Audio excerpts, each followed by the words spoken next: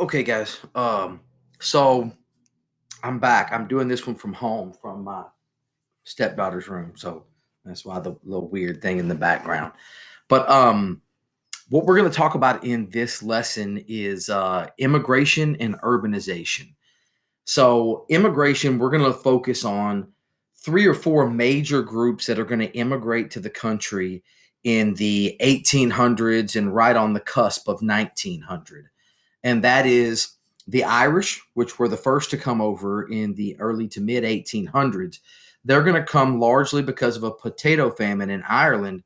Potatoes were these poor Irish people's staple food crop, the main food they ate every day. And when there was a potato blight and all the potatoes turned nasty, they were starving to death. And England, who was over Ireland, who controlled them, really didn't like the Irish and were just letting them starve to death.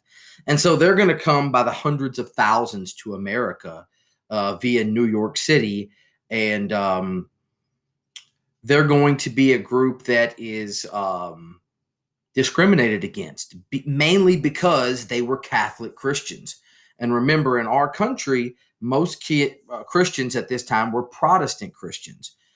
So they didn't like Catholicism, all these other Americans. Um, you're also going to see in this lesson the Germans, who come more like in the mid to late 1800s, 1870s, 1880s. You'll start to see a huge German immigration because of some problems they were having over in Germany, some political unrest. Um, and a lot of German people were used to being farmers in Germany, and they knew there was a lot of cheap or even sometimes free land available in America where they could come farm. So we're going to see a lot more Irish people settle in big cities like New York City, whereas a lot of German people are going to settle in more rural country areas. Remember, the word rural means a country or farm like area, and urban means the cities. So when we say urbanization, we're talking about people moving to the cities. The last group you're going to see in the assignment is the Italians, who are really coming at the very end of the 1800s, the early 1900s as well. They're going to be another large immigrant group. Even the Germans and Italians are going to be discriminated against simply because they were different. They had different cultures and customs, and really because even though our country is a nation of immigrants, right? We're a big melting pot of immigrants, but still every new immigrant group that arrives to America has always kind of been greeted with suspicion and usually some hatred from the people who are already here. And we still see that ongoing today. We see today a huge spike in Mexican immigration to the country, both legally and illegally. And you see that a lot of Americans are very fearful of that. And there's some prejudice and tension and hatefulness towards them by some people. The people at this time who did not like immigrants were called nativists, right? That they considered themselves native born.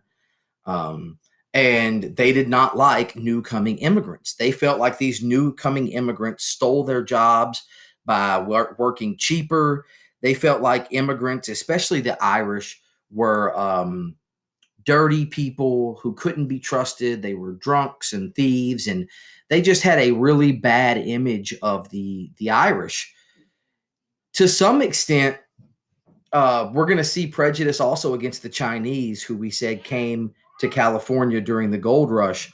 But they're on the other coast, right? They're on the West Coast, but there's going to be a lot of Chinese prejudice as well. And you'll see that in this lesson too. The group of nativists who did not like the new coming immigrants formed a party called the Know Nothing Party. Sam, I'm doing a video, dude. Look, you want to come say hi real quick? Yeah. Hurry up. Okay, say hi to anybody who watches the video. Look, there he is. There's my son Sam. He's real cute. Yes. All right, now go out and shut the door. Okay. So yeah, Um, the other piece of this that you're going to see an exit ticket on for this lesson is urbanization and the effects of urbanization. We said that there's going to be a lot of positives of moving to the city, which is what urbanization is. People came to the cities for factory jobs, which had more steady pay. Cities offered a lot more entertainment. You were much more in touch with the state and national news if you lived in a city. Cities could also offer better healthcare services. Um, so there was advantages to the city, but unfortunately, cities in the mid 1800s had a lot of disadvantages too. They were very dirty places. Even most large cities by the mid 1800s, they did not have sewer systems, which led to spreading diseases. Many of the people and immigrants who are going to flood to these cities to get factory jobs are going to be forced to live in these tenements, these crowded, overcrowded, nasty apartment buildings, which were just totally unsanitary. And the conditions were bad. We know in any city, even cities today, you're going to have a higher crime rate in the cities. You're generally going to have more pollution in the cities. So there is also drawbacks. And of course, in the mid 1800s, there was the fact that if you worked in a factory, factory jobs were inherently dangerous. That's just the way they were at that time. There was not all these rules that there is today to protect the workers and to make sure that they got paid a certain minimum wage and all of this kind of stuff. So I'm going to show you the major pieces of the assignment here. You have several videos. Some of these we'll look at in class, some we won't. This is from the Gangs of New York movie, um, which is a really good movie in kind of showing what this time period was like, but it is like an R-rated movie, so I'm not recommending you watch it unless your parents let you. But it just shows how some nativists discriminated against people coming, especially from Ireland. This is another one on immigration. And yeah, I do in a minute. Um, this is a video about well, this one immigrant guy named Jacob Reese. He ends up working for the newspaper in New York City, and he's a photographer, and he uses his position as like a crime photographer to take pictures of all of these really poor people living in these overcrowded tenements, and to kind of expose to the world how these people in the cities were living, these poor people who had just horrible living conditions. And he's going to write a book called How the Other Half Lives. And that's going to be a big movement. You're going to see after we're done with Industrial Revolution here, we're going to go into a era called the Reform era, where a lot of people start looking at the bad parts of US society and saying, how can we change society? How can we reform it? How can we make it better? And we're going to see work reforms for people in factories. We're going to see education reform where kids start getting a free public education. You're going to see the abolitionist reform movement in the North, which was people trying to fight against slavery, women's suffrage reform, women fighting for the right to vote. So that's kind of lead to the next era that we're going to talk about.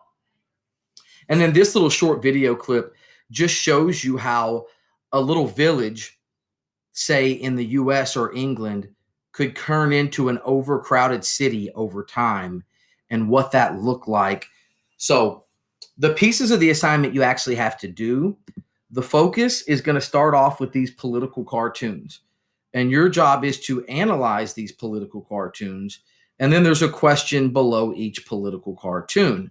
And you'll answer that question to the best of your ability based on your analysis of that political cartoon.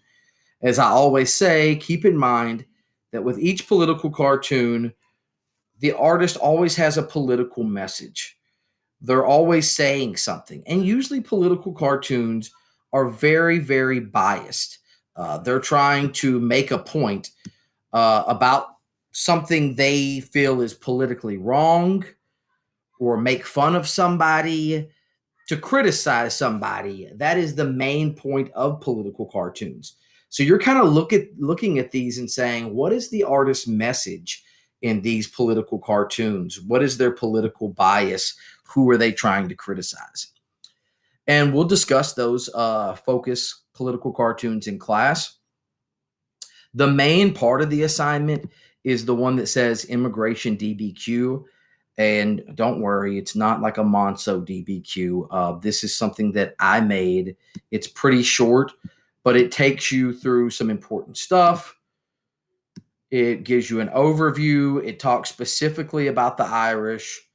Then it talks specifically about the German immigration.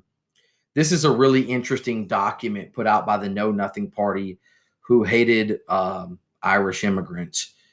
And yeah, you can just read it and see the hateful things they say about them. This is a really interesting document. In Document D, they talk about how the Irish were treated, very, very badly as a cheap source of labor. And part of that document even talks about how they're used basically as slaves. So that was interesting. Then there's a chart at the very bottom that shows you immigration throughout the 1800s and even up to today. As you would expect, you see the large spike here in around the 2000s is obviously Mexican immigration, but you can also see on the chart the Irish in the mid 1800s in the dark blue, the Germans, and then the Germans had another spike later on. And then this darker green is the Italians coming really right in the very late 1800s, early 1900s. And you will obviously answer the DBQ questions, which this thing doesn't really want to cooperate with me, but they're down at the bottom. And then the final thing you'll do is a little exit ticket for this assignment. And in the exit ticket, you're going to look, you're just going to tell me what were some of the advantages of living in a city in the mid 1800s, and what were some of the disadvantages of living in the city in the mid 1800s. So that's basically it, guys. I think it's a really interesting lesson. Just because I think immigration and the history of immigration into this country is really interesting. Like I said, we're really a huge nation of immigrants. We're all immigrants, but to see the way almost every immigrant group coming to the United States has been hated on and discriminated against and prejudiced is really interesting. And I think it just is a societal thing where people are afraid of what's new and what they don't know. And that reflects in their kind of hateful behavior, some of which you're going to see and read about in this lesson. And I think it's really interesting because Mexican immigration is such a huge topic politically nowadays. And how do you deal with that? And so, anyway, I'll stop rambling on. Thank you for the few of you who actually watched. Bye bye.